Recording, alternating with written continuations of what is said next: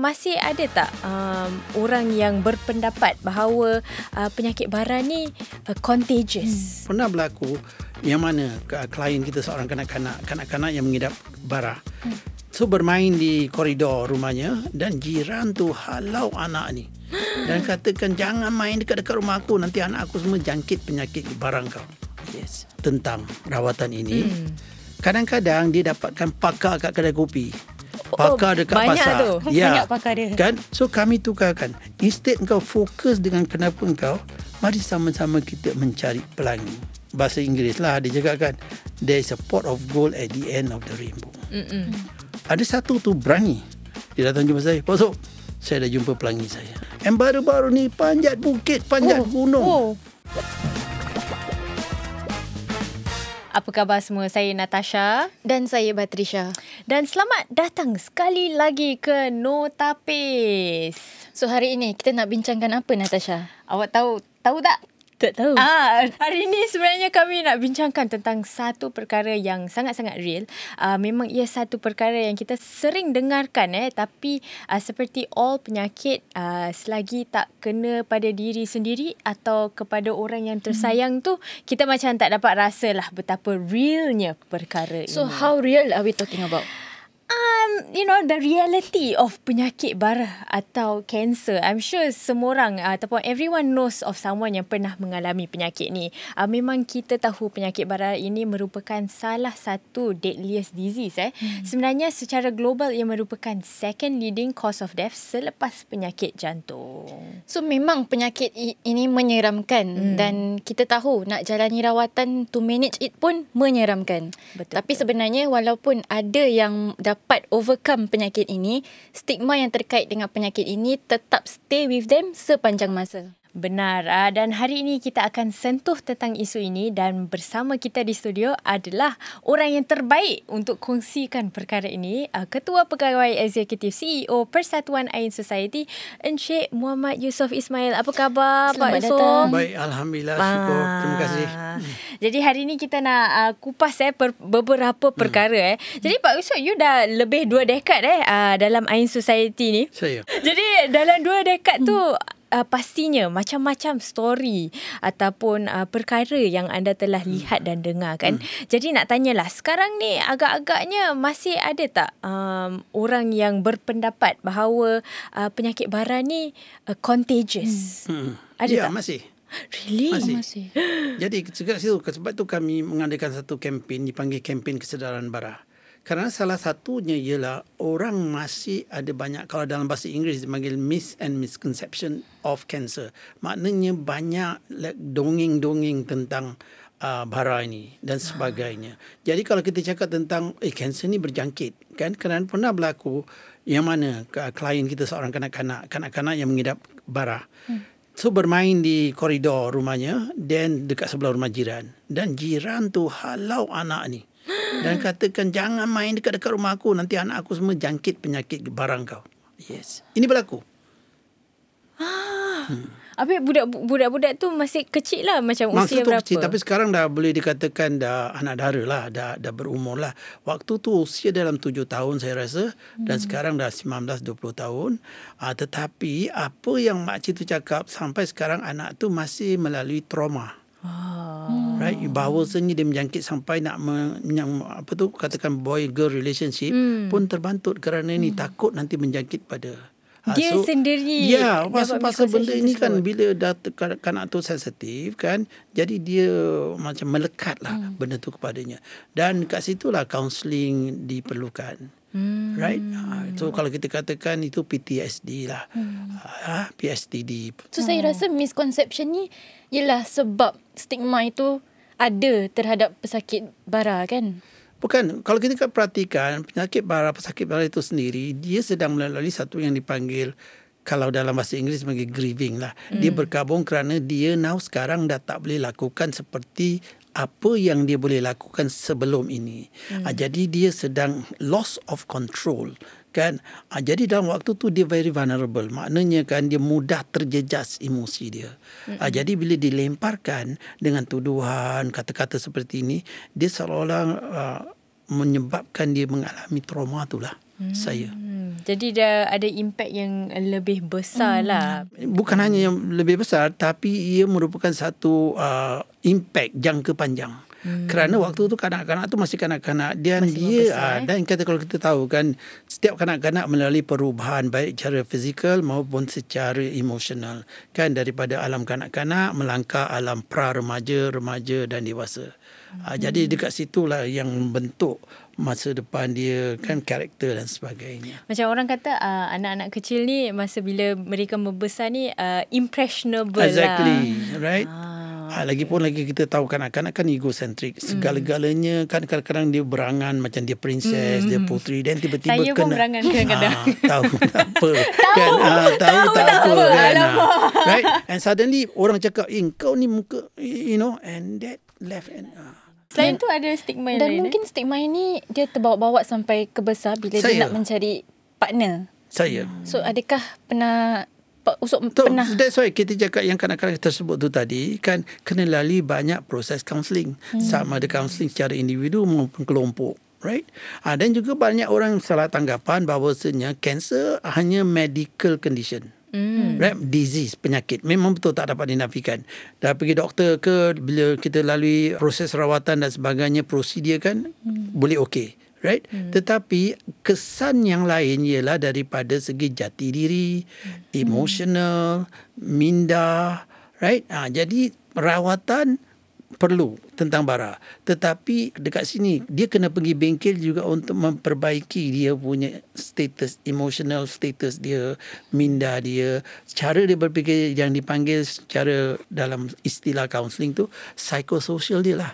Nak dia kena diperbaiki. Kerana apa? Kalau seorang wanita, contoh, seorang wanita tu mengidap bara payudara, seolah-olah perasaan dia, emosi dia hilang kewanitaan dia apabila kan salah satu atau kedua-dua payudara dia hendak dibuang kerana untuk menyelamatkan nyawanya. Jadi itulah kadang-kadang masyarakat kita ni bila dah tak ada, dah lah. Kita kena ingat masyarakat kita ni boleh dikatakan social creature. Social creature kita banyak. Kita ada hari raya kita lain. Kita punya majlis walimah lain. Macam-macam kenduri, kendara kan. Dan kita tahu kalau hari raya, sedangkan anak dara yang belum kahwin, dia trauma tau kalau nak pergi rumah makcik ni. Sebab je, bila kau nak kahwin? Allah. Balik itu je soalan dia. Itu bila je. nak kahwin? Bila nak kahwin? Bila dah kahwin, kau asyik main belum dapat anak. Right? Ini dia dah preempt. Kan ini makcik ni. Itu yang buat dia. Apatah lagi kalau dia tak ada payudara. Right? Itu yang tak nak keluar rumah dan sebagainya. Sebab itu kajian kami sendiri jalan, kita ada unit kajian. Kami lakukan research. Kerana apa? Kami bawa payudara palsu daripada Paris. Yang mana ia nampak macam betul. Kalau dah pakai baju dan sebagainya. Tapi tak dapat sambutan daripada masyarakat kita. Yang dah buang payudara. Kerana apa? Mereka dah hilang jati diri. And perasaan dia, orang pun pakai yang palsu pun orang tahu. Sedangkan yang daripada Paris tu, dia seolah-olah macam sebenarnya. Tapi orang kita memang tak ambil berat. Satu. Keduanya, kita selalu menyerahkan takdir. Dah takdir. Nak buat macam mana? Macam tu lah. So ini yang kita cakap tanggapan-tanggapan. Sedangkan kalau kita cakap, ini merupakan satu ujian. Right? Yang mana kita sebagai kita kena berikhtiar, kita kena berusaha. Tetapi mengikut landasan-landasan yang telah ditetapkan oleh agama kita. Right? Tetapi ada yang darurat. Ini bukan untuk kecantikan dan sebagainya. Sebab itu saya cakapkan kadang-kadang kita tengok bara ni, sebenarnya bukan bara tu saja. Tapi kesan sampingan daripada bara terhadap seseorang itu dan keluarga mereka, dia amat macam kita cakap tak ada titik nokta lah. Banyak sekali. Dan kita juga bersama-sama dengan para asatiza. Kita bring in the pool of asatiza to help us to advise kita punya klien atau pesakit bara ini the perspective, whatever it is, from the perspective of Islam. Right? Betul. Jadi itu adalah antara perkara ataupun tanggapan yang salah kan. Right. Actually ada satu lagi tanggapan yang saya nak tanyakan lah, berkaitan rawatan pula. Okay? Ada yang kata rawatan untuk penyakit bara ni menakutkan lah. You know, lalui kemoterapi ataupun radiation therapy ni agak sakit lah and then proses dia agak lama kan. Dan ada yang kata macam mereka lebih rela lah menjalani rawatan yang alternatif yang mungkin boleh membantu. Saya ada tak macam pernah come across perkara seperti sebelum ini? tu biar saya tegaskan di sini bahawasanya Ain Society atau Serenity Cancer Center dan Young Heroes Cancer Center di bawah naungan Ain Society ini, pertama-tama sekali kita kena jelaskan Ain Society tidak melakukan sebarang rawatan. Kerana rawatan kami serahkan kepada pihak pemerintah, pakar, hospital, klinik dan sebagainya. Kan ini adalah polisi kami dengan pemerintah, dengan ministry. Kita tak bikin rawatan. Walau bagaimanapun, bercakap tentang rawatan ini, kadang-kadang dia dapatkan pakar, kawan dia punya kawan. Pakar dia kawan dia punya kawan. Kawan aku punya kawan, right? Kau jangan bikin kemo. Pada kemo cepat lagi kau mati. Dia rosakkan lagi dan sebagainya. Lagi satu pakar kat kedai kopi. Pakar dekat banyak pasar. Tu. Ya. Banyak pakar dia. Kan aku itu hari tengok YouTube, ustaz ni cakap, alah senang aja, right? Kau pergi umrah, kau putar dekat tawaf, ambil air zam-zam, kau simbang, kau baca surah ni. Hilang. Ustaz tu cakap. Ustaz ni dari mana? Ada ARS tak?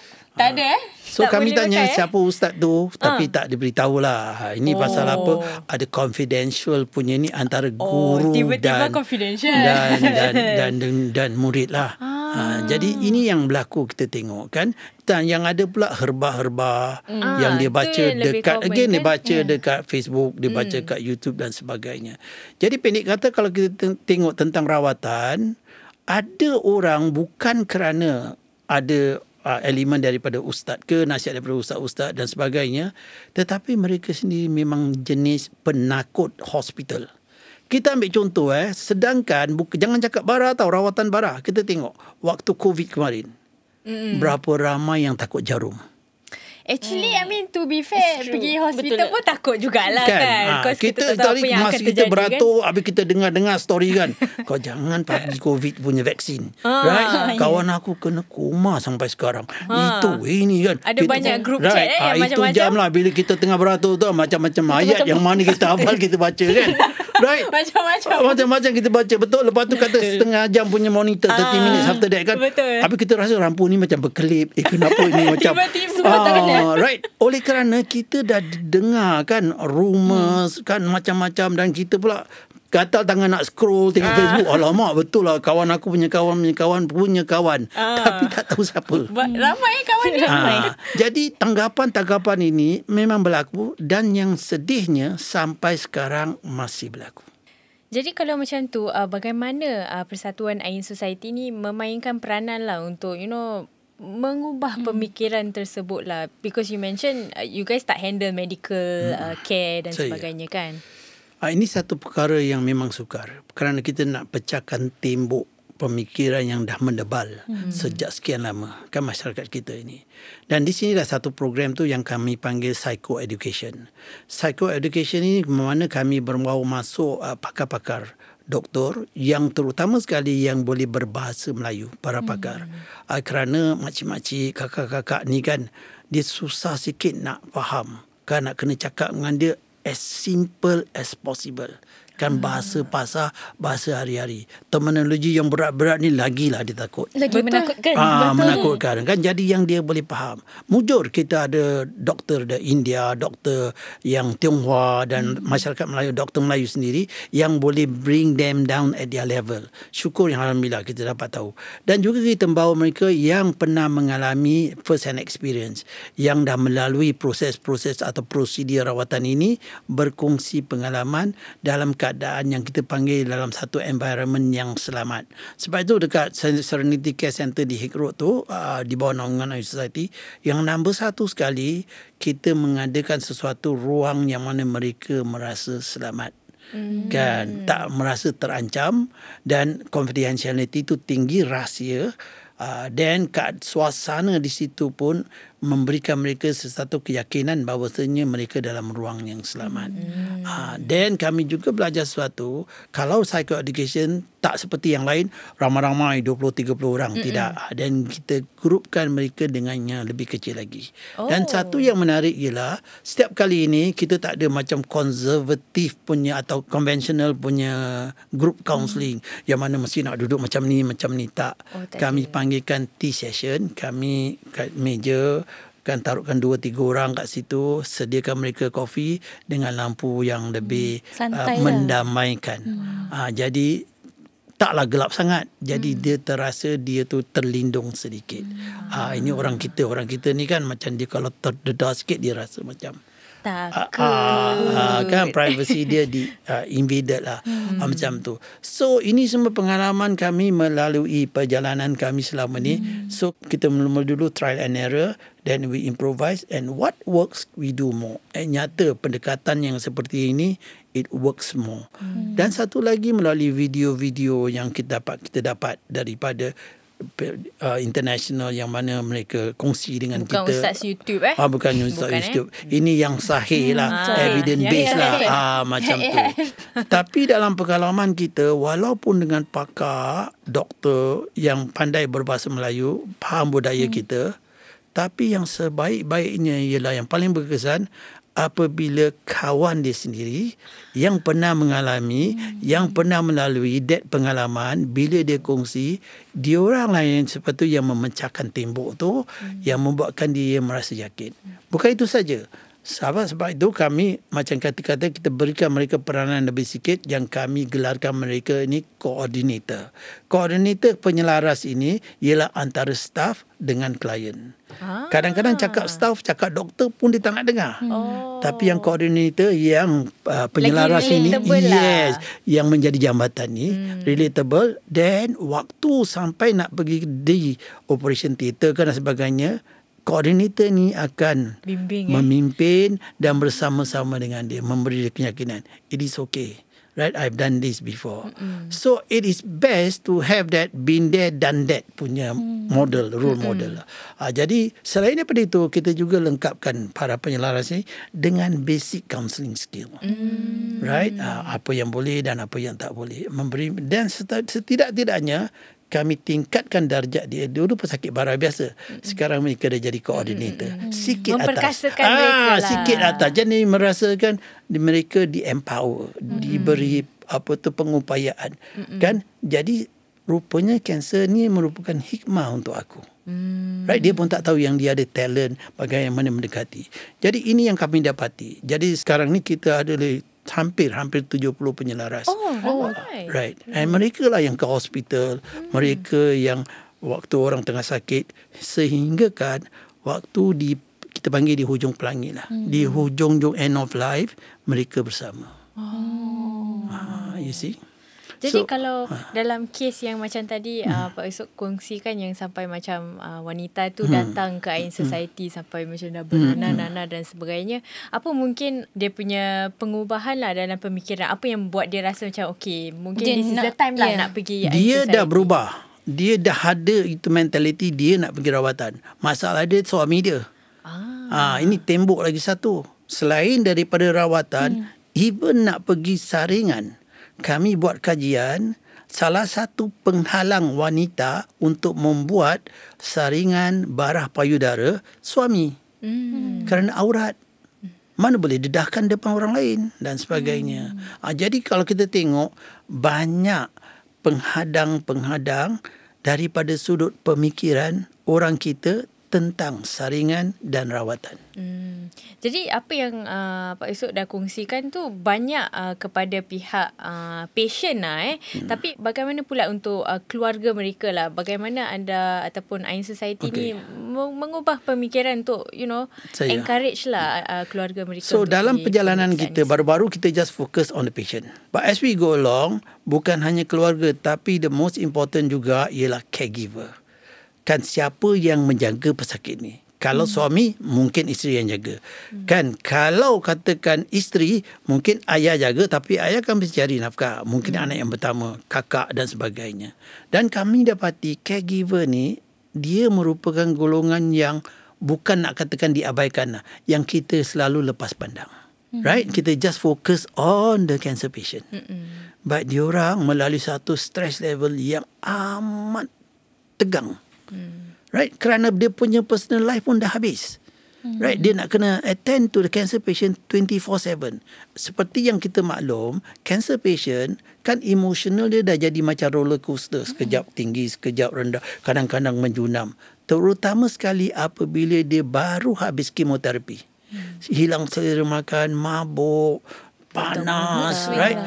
Dan tak boleh dengar bunyi itu, tak boleh, nak marah je. Caregiver ni kadang-kadang macam punching bag tau, kesian. Kan kena hentak. Jadi kita memandangkan di sini, Ain Society meraihkan caregiver ini. Dalam sebulan, kami panggil dia, patient tu bawa kami jaga.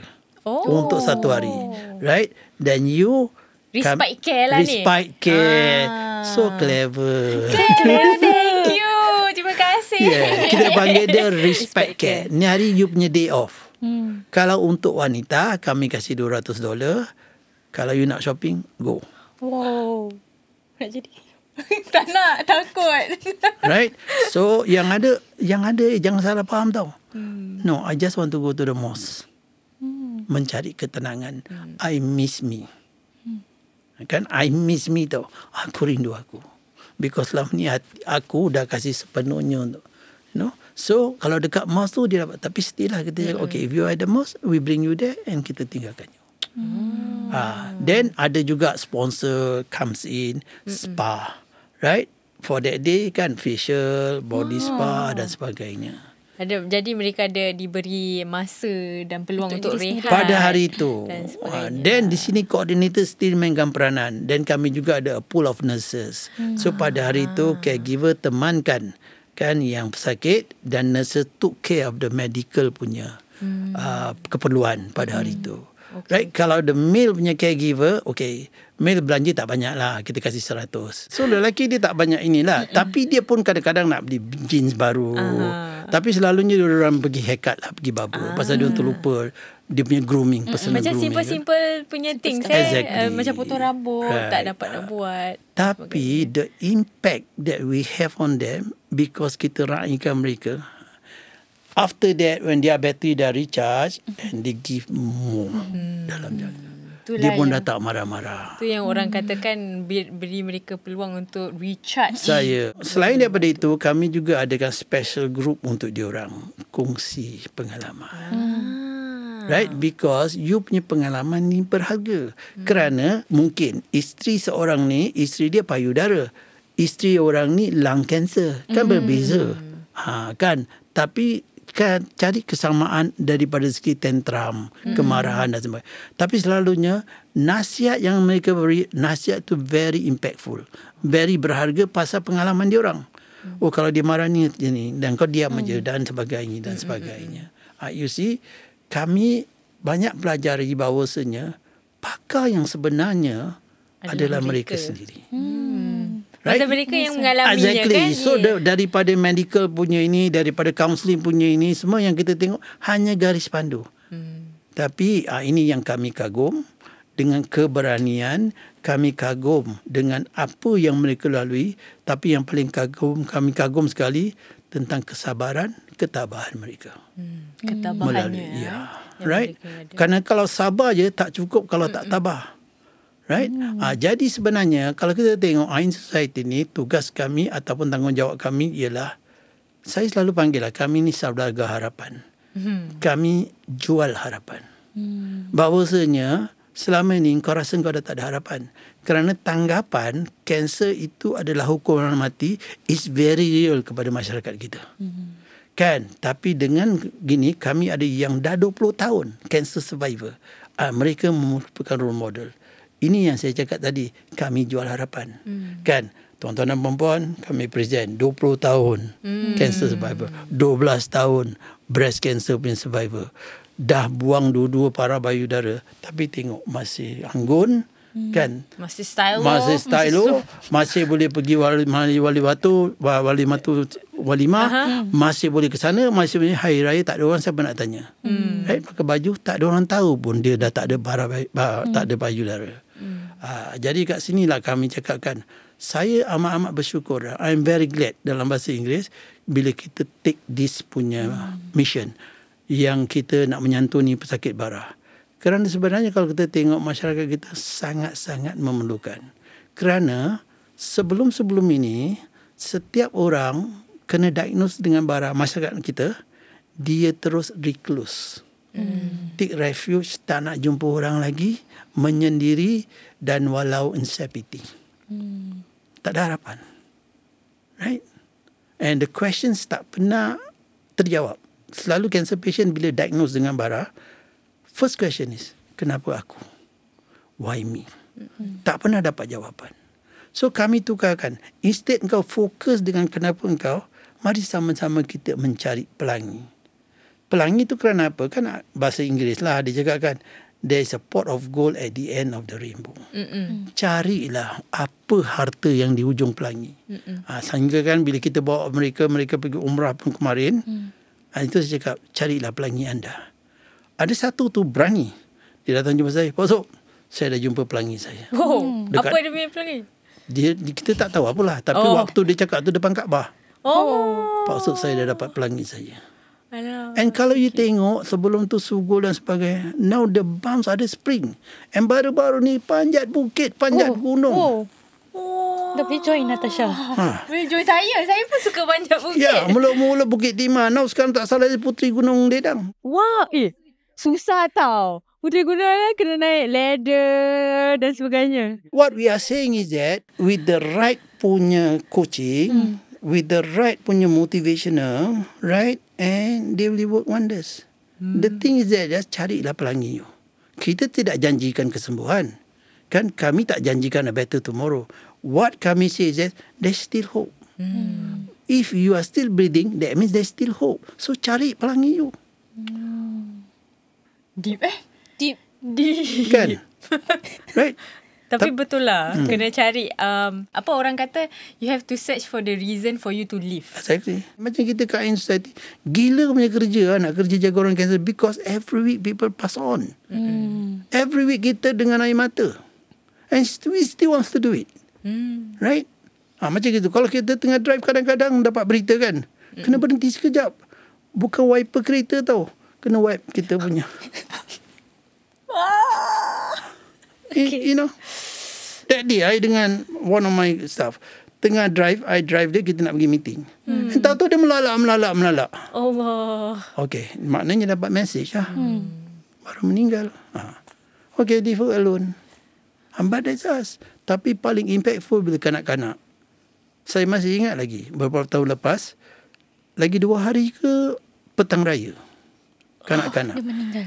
Kaunselor dia dah balik rumah, dah ada rumah kat Malaysia lah. Dah balik sampai sana. Dapat berita meninggal lagi 2 hari ke petang raya. You just imagine. And they very close. So kalau kita katakan, tapi air mata kita tak pernah kering lah. Kan air mata sentiasa ada. But we choose this work. Why? Because it not only motivates us. Bila pertama hari dia datang, you boleh nampak Sugul, pucat dan sebagainya. But after 3 months, you nampak dia berubah. And kita rasa, you have done a good job lah. Because we are part of that change. Macam tu. Secara peribadi, you ada tak macam kisah lah ataupun satu pesakit yang pernah datang ke In Society tu dan you rasa macam bila mereka mungkin telah meninggal dunia tu, rasa macam ada nangis lah, terkesan sangat-sangat. Actually banyak lah. Tapi satu yang masih ingat beberapa tahun lepas, itu jam saya merupakan juga seorang trainer dalam counselling. So I was born to go to Cape Town, South Africa. Right? Then ini dia warrant officer army. He's very tough. And dia selalu kalau dia kasih motivate yang kawan-kawan dia yang lain kan, wah, ni cancer like war tau. We kill him or they kill us. But ada satu hari tu, he came to me. Kita memang budaya kita kat sana, lepas sesi kita dakap each other lah. So dia dekat, dia bisik kat tengah. Pasal I think I dah tak boleh lagi lah. Okay. But baru tadi dia macam boom tu. Then pasal I think I cannot. I think my time is up. Right? And I'm bound lagi 2 hari nak kena pergi South Africa. Jadi macam mana? Bulan Ramadan. Oh. Okay lah, I say I wish you all the best lah. Doa saya bersama dengan you lah. Nama dia pun nak jadikan cerita pun Cik Yusof. Alamak. Lepas tu? Right? So I went. Baru sampai dalam masa 1 hari kemudian lagi tak berapa hari nak raya lah. And I received a call from Singapore, anak saudara dia. Then he passed. Arwah kin salam. Kan tapi dia cakap je, Cik Yusof kin salam. Waalaikumsalam. Kenapa dia? Nah, dia dah tak ada. You know? Heavy Saya kat South Africa sebelah pantai kan, laut gelombang kan. Itu jam jiwa kan. Oh, macam music Lagi video lagi inilah. Right? Bukan yang kesal sangat. Alamak, you know, I tak ada kat Singapore. You know, macam tu. So memandangkan Persatuan Air ni dia sudah lama ada di Singapura. Ada tak perubahan yang ada pada peranan persatuan? Saya memang ada. Kerana kalau kita singkap kembali sejarah, Persatuan Air ini ditubuhkan pada 10 hari bulan 10 tahun 2000. Right? Exact So dia ditubuhkan oleh sekumpulan aktivis masyarakat lah. Mereka ni kalau kita tengok diorang aktif kat masjid di kawasan Woodlands. Jadi mereka waktu tu tak ada berapa fokus, tapi misi mereka ialah untuk melakukan 4 perkara ataupun membantu masyarakat Melayu Islam Singapura dengan 4 perkara, iaitu pendidikan, hubungan kaum dan dakwah dan sosioekonomi. Nak membantulah. Dan banyak waktu tu mereka melakukan menganjurkan syarahan, forum perdana, pendidikan lah. Banyak waktu tu. Besar-besar dia orang buat sampai attended by 3,000 audience. Wow. Right. Secara dalam kami mencari ini, apa yang berlaku ialah secara dalam bahasa Inggeris accidentally 5 pesakit barah datang kepada Ain Society. Oh. Mencari khidmat. Waktu tu mereka katakan mereka memerlukan kelas agama khusus untuk pesakit barah.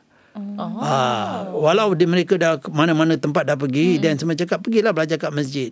Tapi mereka macam saya cakap awal tadi, kan jati diri seorang wanita tu terjejas apabila mengidap bara payudara. Dia nak pergi masjid pun dia takut orang tahu. Kan? Dan kadang-kadang kalau pesakit bara usus, dia pakai stoma bag. Stoma bag tu tahu kan? Najis dekat luar. Dia takut kebocoran, dia takut orang sebelah boleh bau dan sebagainya. Ini menghalang mereka untuk ke masjid atau kelas-kelas agama yang lain. Jadi dekat situ saya tengok sama ada kami boleh tak terima pesakit bara ni. Right? Okay. Dan pertama sekali yang we don't have the expertise. Kita tak ada kepakaran. Keduanya kita tak ada kewangan. Kan? And ketiganya ialah adakah ini satu kegiatan tradisional. Kita pergi National Cancer Center of Singapore. Kan? Pusat bara negara Singapura.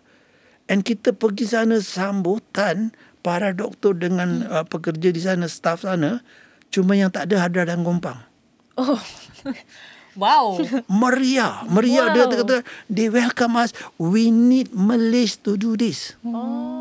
Sama dengan Yayasan Bara Payudara tadi. Kerana they are Malays who came to us for counselling and one. But we cannot retain them.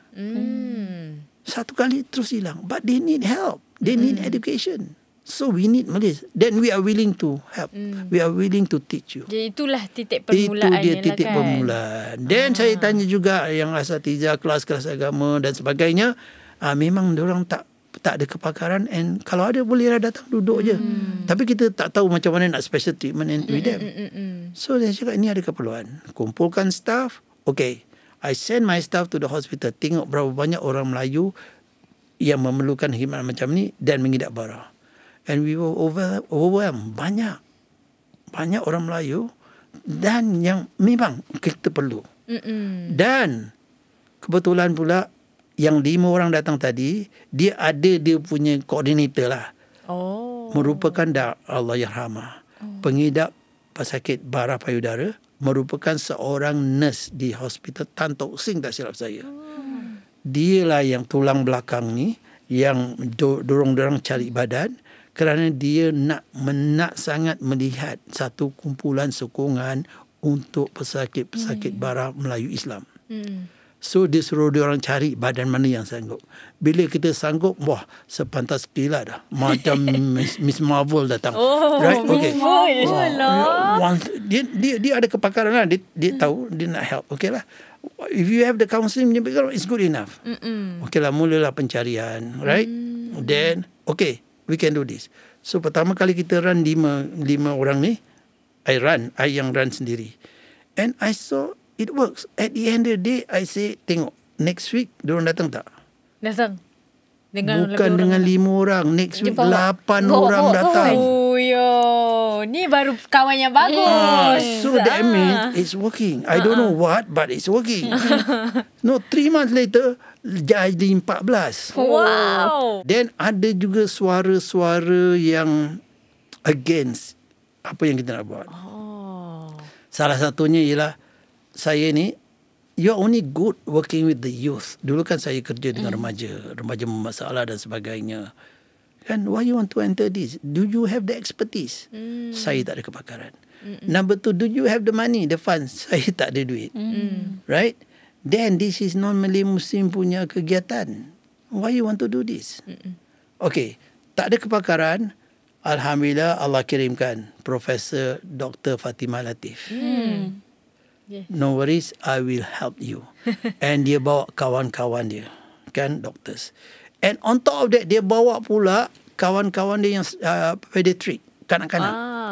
And that spurs us to also help the kanak-kanak. Kepada golongan anak muda. And Prof. Fatimah not only help in terms of expertise, daripada medical expertise, but she gave us the space. Dia dulu kan MP for Eunos. So they give me the void deck, Block 2 Eunos Crescent. Tak cukup, dia kasih pula Block 9 Hague Road. Jadi maknanya boleh katakan nak bantu pesakit-pesakit ni semua. Because takes a village Prof pun, I want to see this happen. Because ini dah neglected for too long. And since you berani kan, kalau kau gendang, aku menari. Sama-sama lah. Right? You gendang, I menari.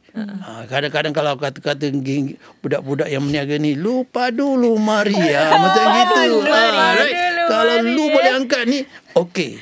Ciao kan? Dan sokong pula dengan kita punya patron Medan Halimah Yaakob.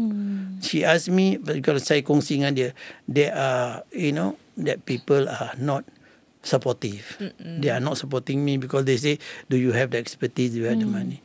So dia tanya itu je. Does this involve wanita? Yes, ma'am. Bara payudara banyak. Okay. Does this involve family? So of course. Because salah satu yang hidap bara, the whole family system become dysfunctional. Seperti yang kita katakan tadi. So if I'm helping the cancer patient, I'm not helping the cancer patient, I'm helping the whole family. On. Right? So Fatimah kasih air tempat, tapi kosong. Then ini carikan air dana, itu jam 600,000 untuk siapkan tempat tu. Pertubuhan Halimah Yaakob. Right? So then as we go along, hari demi hari, bulan, sekarang tahun. Kita fast forward sikit. So sekarang macam mana? Sekarang we are the only Malay Muslim organisation yang helping this. And so far, we have service ataupun we have touched the hearts of about 1,700 patient, cancer patient and their families. Right? And on top of that, not only that we help the cancer patient, we have done research and we have presented 3 papers at the International World punya Cancer Oncologist punya conference. Bukan calon-calon badan di So Singapura. kita believe in evidence based lah. Not only we do this, but there is evidence that we are doing this. Right? Jadi sekarang ni boleh katakan Ain Society membantu lebih ramai golongan lah. Bukan saja golongan wanita tapi golongan keluarga. Caregiver. Caregivernya dan juga golongan kanak-kanak dan juga golongan lelaki yang mungkin juga mengalami penyakit bara lah. Yeah. Then saya nak kongsi sikit sini. Ramai yang kita tak berapa perasan atau tahu bahawasanya lelaki juga mengidap bara payudara. Pasal kami ada kes yang pernah ada? Seorang lelaki kan mengidap bara payudara. Kan kalau wanita bara payudara Melayu. Kalau wanita mengidap bara payudara Dah dah common lah. trauma, dah ada stigma. Apatah lelaki. Kan macam mana kita nak cakap kawan kita kau sakit apa? Betul. Jadi kes tu macam mana? Ya, tapi malangnya beliau dah meninggal lah, dah pergi. Jadi kalau kita cakap tentang kematian, every week lah kita ada kematian. So ada orang kata kita, wah, you and your staff are very strong. Right? Betul. Right? Bukan Yeah. senang Every week. selalu. I mean, boleh katakan anda semua dah build the relationship dengan pesakit-pesakit ni. Bukan saja dengan mereka tapi keluarga mereka juga kan. Habis bila mendengar tentang kematian mereka, bila mereka meninggal And dunia, that, dia tak stop kat situ. Macam kita beri contoh, bila sakit bara tu dah meninggal, the family is still with us. Grieving. Kan dia berkabung, dia left, then dia continue to come for dia punya support session lah. So maknanya macam kita cakap, apa yang Puan Halimah Yacob tanya tadi, are you working with the family? Yes. So walau cancer patient tu 24-year-old dah meninggal, tapi the family is still with us. Not so much of kewangan, bantuan kewangan, tetapi support services. Sokongan lah. Sokongan. Macam tu. Right? Then berbalik pada tadi, kalau you tanya saya kan tentang apa perubahan yang berlaku pada society sejak ditubuhkan sehingga sekarang. Tapi kalau you tengok, dia 360 darjah punya pusing lah. Kan dulu kita bikin duplikasi, kan traditional Muslim organisation. Sekarang macam mana? Sekarang kita dah step out of that comfort zone, right? And we have our niche lah. Our niche tu kita punya keistimewaan ataupun how should I put this? Niche tu kita punya fokus kan hanya untuk bara dan yang berkaitan dengan bara. Jadi tumpuan Menyeluruh lah. Menyeluruh. So not only patient dan anything to do with cancer. Jadi sekarang kita tahu sebenarnya terdapat pelbagai bantuan dan sokongan yang sedia ada. Jadi mereka ataupun keluarga pesakit yang mengalami penyakit bara ni janganlah segan dan malu untuk bertanya. Tak kisahlah, boleh PM tepi Pak Ustaz boleh. Tapi sebenarnya ada lebih yang mereka sedang lakukan. Diorang ada kempen kan? Kempen bernama kempen kesedaran bara. So mungkin Pak Usop boleh kongsi lebih lanjut. Kenapa kita menganjurkan kempen kesedaran bara ini? Kerana ini merupakan fakta. Walaupun masyarakat Melayu Islam di Singapura kan merupakan salah satu kaum yang mengidap bara tu tinggi. Tetapi bila part saringan, kita yang terendah. Terendah kerana apa? Ini yang kita nak tahu. Kenapa terendah? Kenapa masyarakat kita tak nak ke depan buat saringan? So unit kajian di Ain Society melakukan kajian. Dan yang didapati bahawasanya ramai daripada masyarakat Islam tidak buat saringan kesihatan. Khususnya saringan bara ialah kerana takut. Takut akan result dia, keputusan dia. Kan? Maknanya kalau dah tahu lepas tu buat apa? Kan? Jadi dia punya istilah tu tak ada penyakit, buat apa cari penyakit? Berlainan pula kalau dengan sakit bara payudara. Kerana bara payudara kebanyakan yang menghalang wanita membuat saringan ialah suami. Suami menghalang kerana apa? Ini kan aurat. Kenapa nak dedahkan kepada orang yang bukan muhrim dan sebagainya. Dan ada juga satu pakar-pakar di supermarket, pakar-pakar di kedai-kedai kat Jogja kompleks, kat YouTube dan sebagainya yang cakap sakit kalau melalui saringan bara payudara. Nanti dia kepit lah dan sebagainya. Right? Tapi menurut mereka yang dah mengalami, sakit tu sikit, sekejap. Cuma kurang selesa. Kan pasal awak terdedah dan sebagainya. Tapi ini pun jadi kami lakukan saringan kempen kesedaran bara ni untuk menyedarkan masyarakat, menggalakkan masyarakat kita untuk pergi buat saringan kesihatan khususnya saringan bara. Kerana buat masa ni bukan hanya di Singapura, di seluruh dunia, satu-satunya ubat yang atau rawatan yang boleh pulihkan bara keseluruhannya belum dijumpai lagi. Jadi sebaik-baiknya saringan kerana tema daripada saringan kempen kesedaran bara ini ialah kesan awal bara terkawal.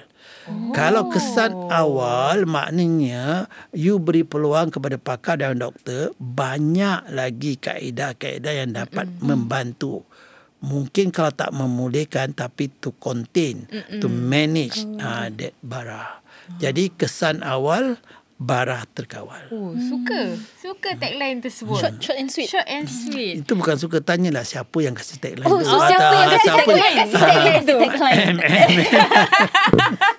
Genius orang tu. Genius right? orang tu. Kami juga adakan konsert. Konsert apa Konsert ni? irama perjuangan tentang bara. Jadi ini pun sempena dengan kempen kesedaran bara 2025. Konsert ni akan berlangsung di Mediacorp TV Theatre, Mediacorp Theatre 1. Besar tempat tu, boleh isi 1,500 orang. Right? Dan salah artis-artis yang bersama nanti ialah Hetty Koes Endang, Geprek, kan, Hetty Koes Endang, Liza Aziz, Hadi Mirza. Hadi Mirza merupakan ambassador Duta Ain Society, anak kepada Hetty Koes Endang. Dan ya, itu dia. Ramai yang akan datang. So mungkin Natasha pun boleh pergi ke untuk nyanyi. tak boleh nyanyi, dan selain daripada berhibur, kan, message tentang bara untuk berbuat saringan bara akan disampaikan. Jadi 2 in 1 lah. Boleh enjoy dia punya performance dan juga dapat pengalaman yang lebih lagi. Jadi dalam pada masa kita berseronok tu, kan, dihiburkan dan sebagainya, so Ain Society bawa message yang jadilah seorang insan yang bertanggungjawab, yang sayangkan keluarga, kan, buatlah saringan, something like that. Mungkin sebelum kita akhirkan podcast ni, apa mungkin kata-kata terakhir Pak Yusof kepada mereka yang mungkin masih ragu-ragu ataupun tak pasti sangat mana nak pergi untuk mencari bantuan ataupun dapatkan sokongan psikososial yang anda katakan tadi? Kalau khususnya untuk bara, sebaik-baiknya tempat ialah ke Ain Society lah. Sama ada you datang di Eunos, Blok 2 Eunos Crescent, ataupun Blok 9 di Hague Road, atau hubungi kami di talian 6848 5166. Saya ulangi, sekali lagi, 6848 5166. Atau boleh tarik kami di website Ain Society, di Facebook Ain Society, dan insya-Allah lah ada jawapan apapun soalan itu akan terjawab, insya-Allah. Dan akhir kata dari saya, sayangi diri sendiri, sayangi keluarga, jadilah insan yang bertanggungjawab, buatlah saringan kerana kesan awal bara terkawal. Itu dia tagline dia, kesan awal bara terkawal. Saya suka sangat siapa-siapa yang keluarkan itulah tagline siapa tu agaknya. Pandai sangat, genius saya rasa. Hari ni kita banyak pelajari tentang salah tanggapan yang mungkin masyarakat ada tentang penyakit bara, dan saya harap anda yang mendengar dapat sedikit sebanyak mengubah pemikiran kalau ada salah tangkapan tersebut, dan juga kita dapat pelajari tentang program dan juga sokongan yang sedia ada oleh Ain Society, dan sekiranya anda ada keluarga ataupun rakan-rakan yang mungkin mengalami situasi yang apa yang Pak Usop kongsikan tu, anda boleh rujukkan mereka ke Ain Society. Harap-harap apa yang Pak Usop kongsi hari ni mereka dapat manfaat lah. Mereka lebih berani untuk mendapatkan saringan. Betul. At the end cari the pot of gold at the end of the pelangi. Alright, terima kasih banyak-banyak kepada Pak Yusof kerana berkongsi pandangan anda. Sama-sama. Dengan itu kita jumpa lagi dalam podcast seterusnya.